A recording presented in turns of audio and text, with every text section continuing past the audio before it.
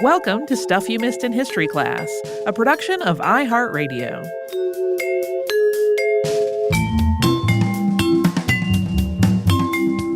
Hello and welcome to the podcast. I'm Holly Fry. And I'm Tracy V. Wilson. Working on our episode on eponymous foods a few months back with so much fun that I wanted to do another installment. And this one ended up, because they got to be rather large stories, to have just two foods. First is a salad that, much like other eponymous foods we have talked about, came together improvisationally and out of necessity. And a second, a cracker made to align with specific dietary guidelines with a namesake who would, without a doubt, be horrified at how that item has evolved. So today we are going to talk about the Caesar salad and the graham cracker. So a mainstay on restaurant menus is, of course, the Caesar salad. The Caesar salad is not named after Julius Caesar, as you might have thought, or at least it probably was not. And it's also a much newer invention that you might have thought. It was made in the 20th century, but this is also one of those items that has some conflict in its origin story. Yes, so the main story, and the one that is most widely repeated, is about a man named Caesar Cardini, who was born Abelardo Cesare Cardini in the Novara region of Italy on the western shore of Lago Maggiore in 1896. He had 5 siblings: Rosino, Nereo, Carlotta, Gaudenzio, and the youngest, Alessandro. And although he was born, of course, with the Italian spelling of his name, which ended in an E, Cardini used the spelling that we would normally associate with Julius Caesar, including on the signs for his restaurants. So professionally, he went by Caesar with kind of the anglicized spelling. And we're going to get to those restaurants momentarily. Caesar moved to the United States after having worked for a number of summers in Canada. First, he moved to San Francisco and worked as a waiter at the Palace Hotel. Then he moved to Sacramento, California, and opened a restaurant called Brown's with his business partner, William Brown. But then in late 1919, a lot of people were avoiding public places because of the influenza pandemic, so the restaurant was closed. Caesar went back to Italy for a time, and then back to the North America, first in Montreal, and then eventually San Diego, where his brother Alex joined him in 1922. And because of prohibition, the Cardinis operated a restaurant across the U.S.-Mexican border in Tijuana, where they could serve drinks to their patrons along with their food. They also did kind of a nightclub scene. And it was very common for residents of the U.S. to cross the border to frequent establishments in Mexico for this reason. And the Cardinis restaurant, which was called Caesar's Place, and which had opened in 1923, was very popular.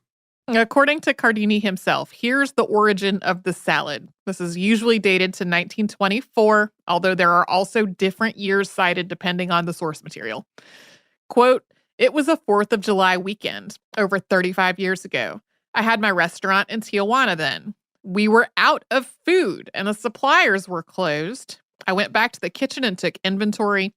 There were a few crates of romaine lettuce, half a crate of eggs, a bin of stale bread, and a wheel of Romanello cheese. That was all, with all those people out front that wanted to eat. So I rolled up my sleeves, I rubbed a bowl with garlic, broke up the romaine, and coddled the eggs. I had my cooks cut up the stale bread and soak it in olive oil, then put it in the oven to toast. I mixed the eggs and lettuce with pear vinegar and green olive oil, added the grated cheese, and toasted croutons. That was it." As for the tradition of mixing the salad tableside, that also, according to Cardini, came from the scarcity of options in the kitchen. If customers only had one choice of dish on the menu, Cardini figured his servers could at least make a show of serving it. But Caesar is not the only person who claimed to have invented this salad. Another man named Paul Maggiora, who was Cardini's business partner, said it was him who threw the salad together, and that because he had made it for airmen from the United States, he called it aviator's salad. Yeah, that name will come up in yet another version, but before we get to that, there is another man, Livio Santini, who was 18 when he worked for the Cardinis in their Tijuana restaurant. He claimed that the salad was one his mother had made back in Italy, and then he made it in the restaurant kitchen, only to have it taken over and claimed by Caesar. Even Cardini's brother Alex said that he was the real inventor, a story that has been debated in the family for years. According to the version Alex told, he made a salad for a bunch of Air Force pilots from Rockwell Field who had fallen asleep in the restaurant after partying all night. The Cardinis let them doze, and when they woke up, Alex made them the aviator's salad for breakfast. Alex's version may have been a variation on the original, a variation that included anchovies. That's something that Caesar was apparently against.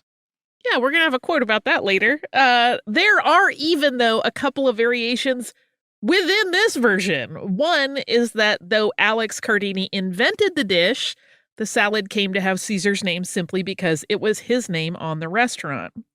Another version that sometimes pops up is that Alex invented the salad when the two were running their first restaurant together and that he named it for his brother. But that is a little unclear in that the restaurant that he mentioned, which is called Alex and Caesar's, there's not really evidence that that really existed or if he was misremembering, because it appears that there was a time when Alex had his own restaurant called Alex's Place that is based on advertisements in papers that's confirmed. And it's possible that he considered that a joint venture. But in any case, Alex Cardini eventually moved to Mexico City and opened several restaurants of his own, and on the menus there, it was called the Alex Cardini Caesar Salad. In recent years, Alex's granddaughter Carla Cardini has shared Alex's version with foodie groups, including the tip that it should include lime juice, not lemon juice, which is often attributed to a mistranslation. But wait, we're not done yet. There is yet another claim to the salad's invention. This one does not originate in Cardini's restaurant at all, and it predates the Tijuana creation by decades. This version places the salad's inception in Chicago, totally different place, at a restaurant called the New York Cafe in the year 1903. In this version, it's another Italian who gets the credit, Giacomo Jugna, who was a cook at the cafe, and he is said to have named the recipe after Julius Caesar. But this version has appeared in print a number of times. The first example of it, though, seems to be in a book titled Bull Cook and Authentic Historical Recipes and Practices, which was self-published in 1960 by a man named George Leonard Herder. And Herder was quite a character in a variety of ways, but the lack of sourcing for most of his history details means this version has a whole lot of question marks around it. It is entirely possible that Giacomo Jugna is a fictional character that Herder dreamed up.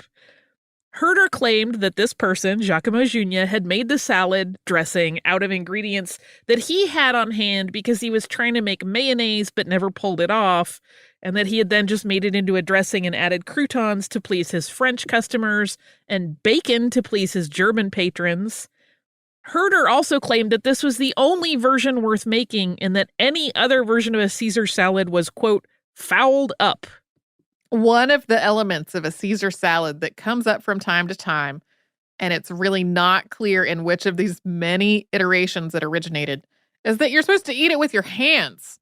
The romaine lettuce isn't supposed to be chopped. The leaves are left intact, so each leaf can be picked up by the rigid base and then eaten without any utensils. Serving it this way means that the preparation has to be done to really exacting standards, with the leaves rolled in the dressing instead of tossed the way one would toss a chopped salad, to ensure that the leaves are coated evenly, because the ends need to be left clean for you to grab them with your hands. I kind of love this. I kind of want to try it.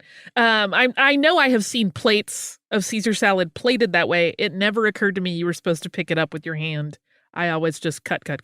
But now I will know. So coming up, we are going to talk about how the Caesar salad spread in popularity, which probably contributed to this ongoing conflict over who got credit. But first, we are going to pause for a sponsor break.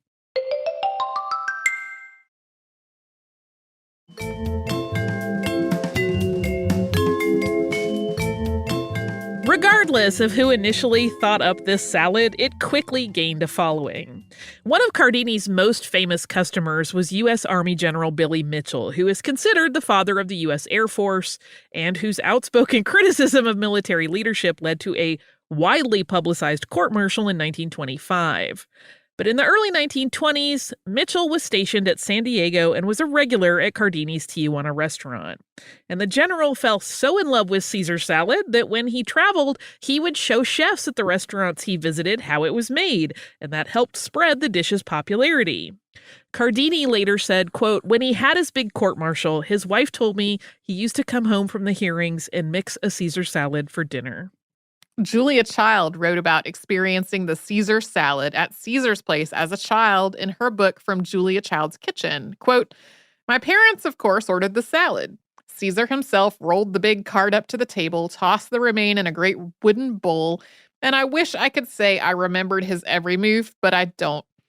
The only thing I see again clearly is the eggs. I can see him break 2 eggs over that romaine and roll them in, the greens going all creamy as the eggs flowed over them. 2 eggs in a salad, 2 one-minute coddled eggs, and garlic-flavored croutons and grated Parmesan cheese. It was a sensation of a salad from coast to coast." In 1947, journalist and gossip columnist Earl Wilson wrote a piece about the popularity of the Caesar salad in Hollywood. That was for a syndicated column which appeared in papers across the U.S. And he opened it with, quote, "I've long noticed that such Hollywood glamour pusses as Joan Crawford, Dorothy Lamour, Lana Turner, and Betty Hutton smell strongly and strangely of, and here your columnist blushes furiously, of garlic." Wilson eventually discovered that the source of that garlic smell was the movie star's fondness for Caesar salad. But the truly interesting part of this write-up is a paragraph in which Wilson gives the reader of today some clues about how the dish was spread around the country and how it became so popular. Note in the quote, though, he got Cardini's name wrong. He writes, quote, "I found it was invented by an Italian named Caesar Gardini in his Tijuana restaurant. Edmund Lowe tasted it there and brought it to Hollywood. Caesar's ex-partner, Peter Frigerio, is now a captain at Henri's, here where, of course, you can get a wonderful Caesar salad." That column also evidences how garlic was, at this point, not the dietary staple for the U.S. that it is today. I mean, I think we've all been on social media and seen people make the joke, like, when the recipe calls for 2 cloves of garlic, I put in 6 or whatever other number. Not the case at this point in time. Wilson goes on to tell the reader how to make a Caesar salad, although he does this in a very jokey way. There's a whole side story about how his kid's tennis ball got in it. And then he says, quote, "Try it. What can you lose but your stomach? Some people out here say you can eat all that garlic and, because of the climate, absorb and never smell up the joint with it. That's what they say." I love garlic. I do too. You've probably heard at some point that a true Caesar salad has anchovies, or that it originally had them. And we mentioned that Alex's version had them. And they come up in an interview that Caesar Cardini gave in 1956. That article, which likens Cardini's influence on food in the U.S. to that of Buddy Bolden's on jazz, quotes him as saying, quote, "It's a wonder my salad has survived at all. What some chefs have done to it. They add anchovies, tomatoes, minced ham, even asparagus. Why do they want to spoil it?" Knowing about the rift between Alex and Caesar and Alex's inclusion of anchovy paste, this seems like a dig on Caesar's part against his sibling. Very publicly. In 1953, the International Society of Epicures, which was based in Paris, named the Caesar salad, quote, "the best original dish to come out of the United States in the past 50 years. Since Caesar Cardini became famous as a salad expert after being lauded by that international society, he was often asked for tips on making great salads in the press, and one that showed up repeatedly in newspapers in 1956 was that, quote, "horseradish should be added to the dressing for every green salad to really tease the palate. Use 1/2 level teaspoon for every 4 servings, and be sure to add a pinch of cinnamon." I'm okay with this horseradish suggestion, but then you add cinnamon to it, and I'm like, what? I literally, when I read it, made the Scooby-Doo confused noise. I was like, "Roop!" Like I did. But now I want to try it and see, because maybe he knew. Maybe. I have both those things in the fridge. We'll see. So by that time, Caesar Cardini had relocated to Los Angeles. He had been selling his dressing by the bottle, initially from his small gourmet grocery store, which was Caesar Cardini Foods, and then by a wider distribution. That dressing was trademarked in 1948, and he had left 2 restaurants behind in Tijuana. They continued to operate under his name, but they had new owners. On November 3rd, 1956, Cardini had a stroke and died. He was interred at Inglewood Park Cemetery. His brother Alex offered a reward after his brother's death to anyone who could prove him wrong that the salad was his invention and not Caesar's. And while this stoked an ongoing family feud and both sides feel that they know the real truth, it doesn't seem that this matter was ever definitively settled. After Caesar's death, his daughter Rosa ran the family business until it was eventually sold. It continues today. You can still buy Cardini's dressing at grocery stores across the country and also from online retailers. And I did while I was researching this. Delicious. As for the restaurant, Caesar's Place, it still exists. It's in what was the second location where it moved to in 1927, there in Tijuana, although its life of service has not been continuous. For a while, it had over the years become quite run down, and in 2009, it actually closed. But now it is run by the Plasencia Group, which acquired it in 2010, and they remodeled it and dressed it up and made it beautiful, and now it's a very high-end experience. And if you order a Caesar salad there, you will get the entire tableside show of careful preparation. And while the restaurant still touts itself as the home of the original Caesar salad, it now credits Caesar, Alex, and Livio Santini with its invention. And July 4th is now National Caesar Salad Day in the United States. I feel like now I will always have a Caesar salad on that day. Not a difficult ask in my book. We are now moving on to our second story, which is graham crackers, which are today a sweet standard in many cupboards. It's the base on which we build s'mores. It's a snack for toddlers. It is the star ingredient in some dessert crusts. But the origin of the graham cracker was all about clean living. And to get into that, we have to talk about Sylvester Graham. Sylvester Graham was born July 5th, 1794 in West Suffield, Connecticut. He had 16 siblings. 16. His father, who was 70 when his youngest child was born, died when Sylvester was only 2. His mother was left destitute, with many of these children still young enough to be living at home. The pressure of this whole situation caused his mother to really have a breakdown. The courts determined her to have, quote, a deranged state of mind. So a year after his father's death, Sylvester, who was still a toddler, started down a long series of foster living situations, sometimes with older siblings. And after working a number of jobs as a young man, Graham, who is described as having been sort of odd, and also you'll see him described as weak-bodied in his youth, started college, but not until the age of 29. But that did not last. He, too, had some sort of mental breakdown one semester into his education at Amherst. And that led to 2 significant events. One, he decided to leave college and instead become a Presbyterian minister. And 2, he got married to one of the nurses who took care of him. That was a woman named Sarah Earl. Graham preached about nutrition and health in tandem with any discussion of religious matters, because he really believed they were all connected. And this was not entirely unusual for the time, but Graham was definitely an extreme example. Although he was technically a minister, he did not have a congregation. He was really good at public speaking, so he gave lectures, first on temperance, which was a cause he had long supported, and then on wider health topics.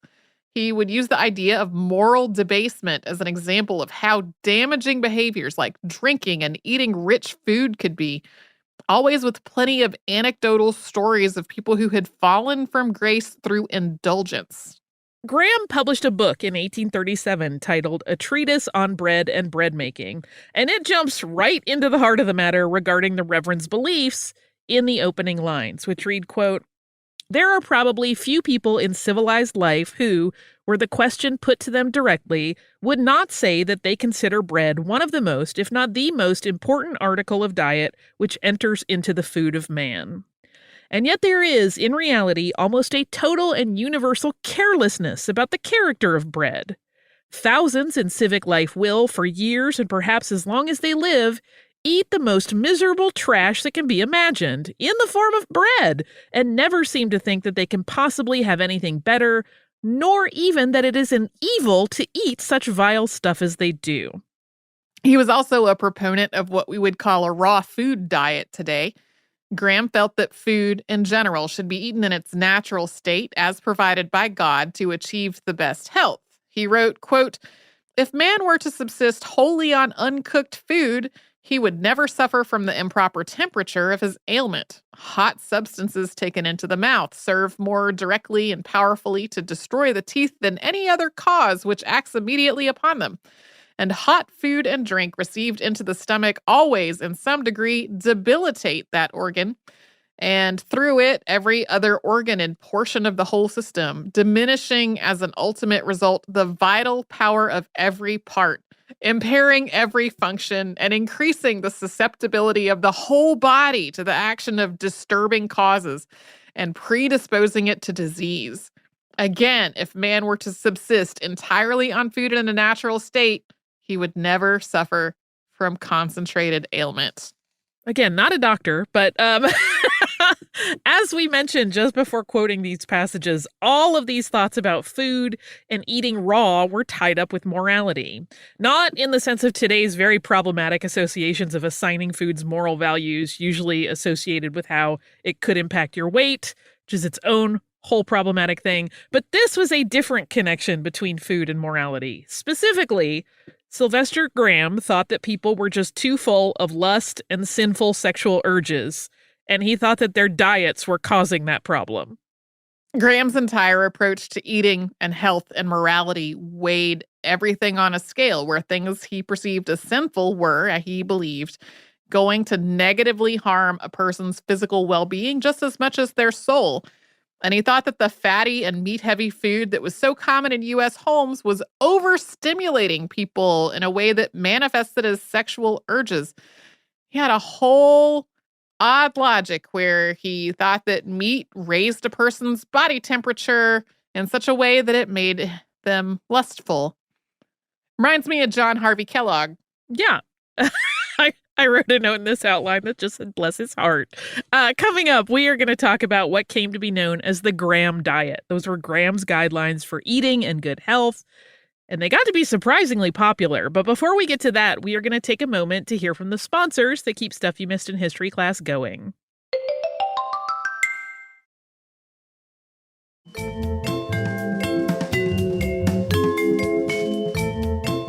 To achieve health of body and soul, Graham outlined the ideal diet. And while it's definitely got some merit nutritionally at its roots, for example, he was very big on a plant-based diet.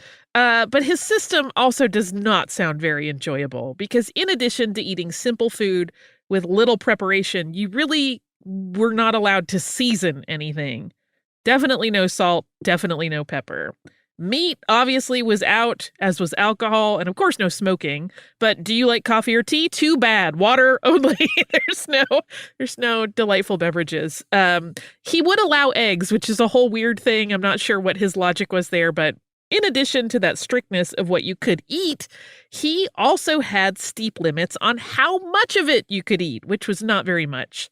He prescribed 2 meals a day, and they should be on the small side. His inspiration for this diet was in eating the same way that he believed Adam and Eve would have eaten. He preached that civilization had gotten humans away from the perfect nutrition of the Garden of Eden. He wrote, quote, "We are informed also that the Romans, more than 2,000 years ago, had 4 or 5 different kinds of bread, but at whatever period in the history of the race this artificial process was commenced, certain it is that in direct violation of the laws of constitution and relation, which the Creator has established in the nature of man, this process of mechanical analysis is, at the present day, carried to the full extent of possibility." He wanted people ideally to grow their own wheat, or barring that, to find sources of, quote, "the best new wheat that can be produced by proper tillage in a good soil." Then they could wash and grind the wheat for their bread themselves. He believed this was a lot healthier than anything you could purchase. The coarse wheat flour he encouraged people to make themselves became known as Graham flour. So in that same book about bread, Graham also managed to pick a fight with professional bakers, writing, quote, "In cities and large towns, most people depend on public bakers for their bread. And I have no doubt that public bakers as a body are as honest and worthy a class of men as any in society.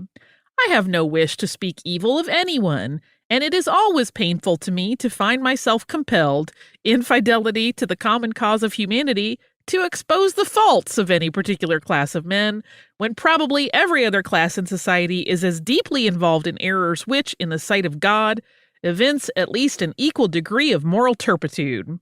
But public bakers, like other men who serve the public more for the sake of securing their own emolument than for the public good, have always had recourse to various expedients in order to increase the lucrativeness of their business." Graham then goes on to explain how bakers have started to use additives in their flour to make bread, and some of them are dangerous. He also says that even bakers who don't stretch their supplies with additional material are still using mediocre flour. He talked about this in speeches and sermons as well as in print. You can imagine how much bakers liked this. That was not at all.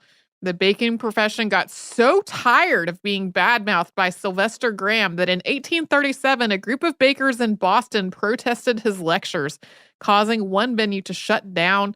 The replacement venue had to be boarded up to keep the mob out. His lectures regarding butchers were similarly damning, and on 2 occasions, butchers showed up to protest Graham's talks. The year after a treatise on bread and bread making, Graham released a lecture to young men on chastity, which offers very detailed information on how the minister believed that a poor diet would lead to sinful behavior. It is already pretty clear that Sylvester Graham was not what you might call sex positive, but he makes that so abundantly clear in the preface of this book, writing that, quote, "He who in any manner endeavors to excite the sensual appetites and arouse the unchaste passions of youth is one of the most heinous offenders against the welfare of mankind." He also speaks out in this published lecture against basically any sexual activity that's not conducted in an effort to produce offspring, even masturbation, which he refers to as self-pollution, and asserts is a, quote, "very great and rapidly increasing evil in our country. Even married couples should be careful because, quote, sexual excess within the pale of wedlock is really a very considerable and an increasing evil." Basically, any sex is evil, which is not a great attitude. In addition to eating a very rigid diet, Graham also believed that salvation and longevity required that people forego a lot of creature comforts. He preached that people should bathe frequently, which is great, of course, for hygiene. But he also taught his followers that they should do that bathing only with cold water. It should never be warmed up because, again, remember, if you get warm, you'll have bad thoughts. Mattresses, according to Sylvester Graham, should not be soft and cozy. There were more appealing aspects to his guidelines for healthy living, including that he did want people to get fresh air and move their bodies, and also he was a big fan of wearing comfortable clothes. Despite those more pleasant aspects, a lot of this sounds extreme and even bizarre to the modern ear, but in the 19th century, a lot of people really liked what Graham was saying. For one, the temperance movement was well underway by the 1830s.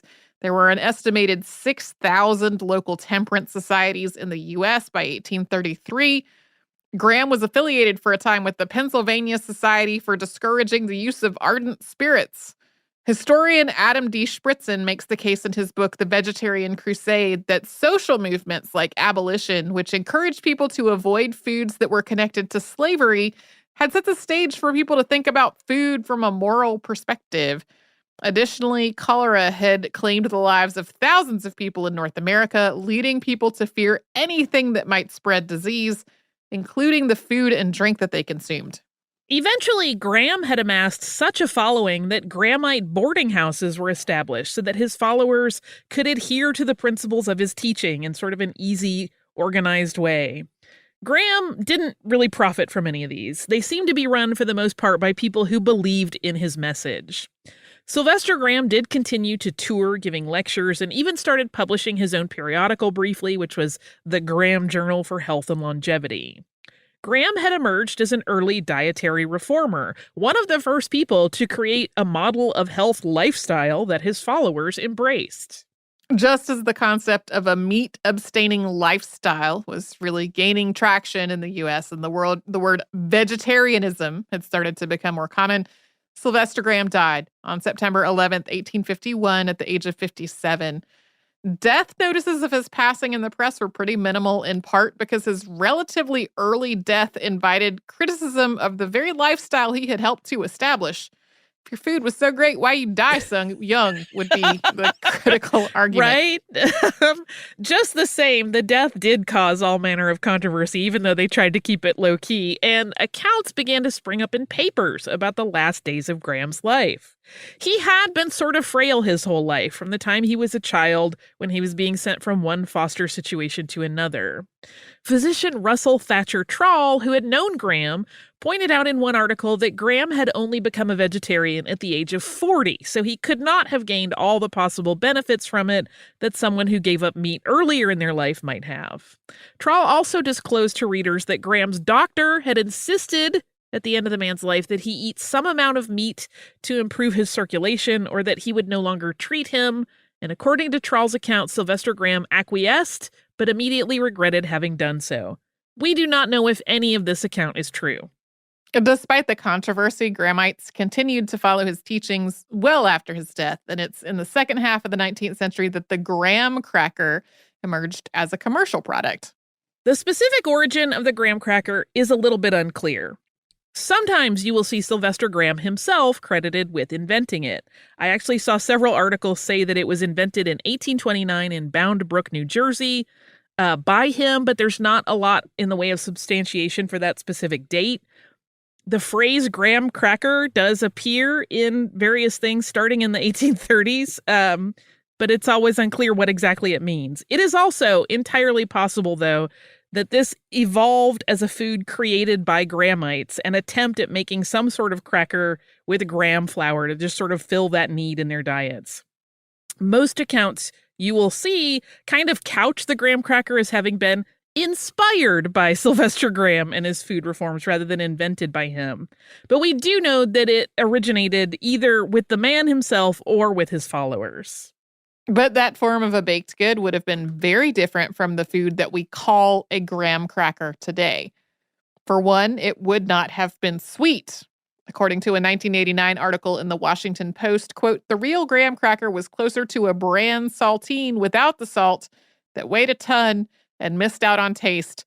Probably not a thing you would want to use to sandwich a big chunk of chocolate and some toasted marshmallow.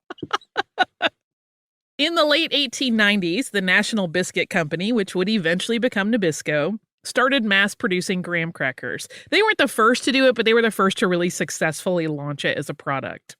Then in 1934, their honey-made graham crackers were introduced, and at that point, anything truly tying them to Sylvester's ideals was completely gone. Not only were they mass-produced at that point, but they were sweetened with molasses. That was something he would have abhorred.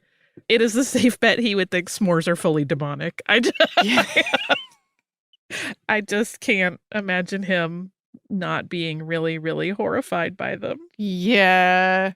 Well, if it makes him feel any better from beyond the grave. When I was a child, my mom, who had a lot of very strong opinions about the types and quality of food that her children should eat, graham crackers were one of the acceptable things in our household where we did not have a lot of refined sugar. So there's that. I mean, they're still better than a lot of sweet things you could give a kid in terms of sugar content. Now I kind of want to look up and see if there are any like old school graham cracker recipes that I could try making and just see what sort of horrors emerge from my oven. But in the meantime, we're going to have a more fun listener mail about John Henry Pepper and his legacy. This is from our listener, Alex, who writes, Hi, Holly and Tracy. I just listened to your episode on John Henry Pepper and his ghost, and your descriptions of his demonstrations at the Royal Polytechnic Institution reminded me strongly of a similar series of lectures I went to as a kid.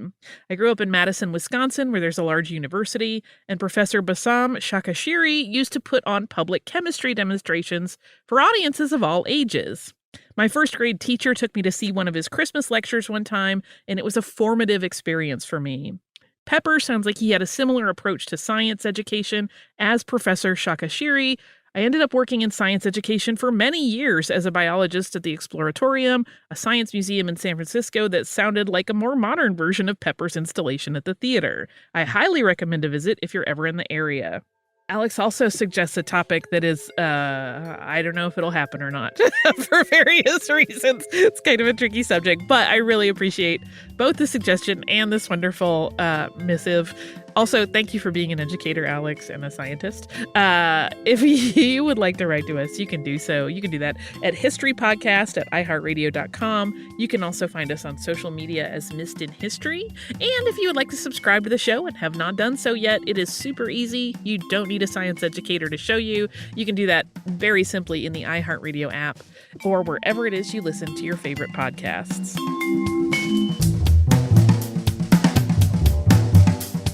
Stuff You Missed in History Class is a production of iHeartRadio. For more podcasts from iHeartRadio, visit the iHeartRadio app, Apple Podcasts, or wherever you listen to your favorite shows.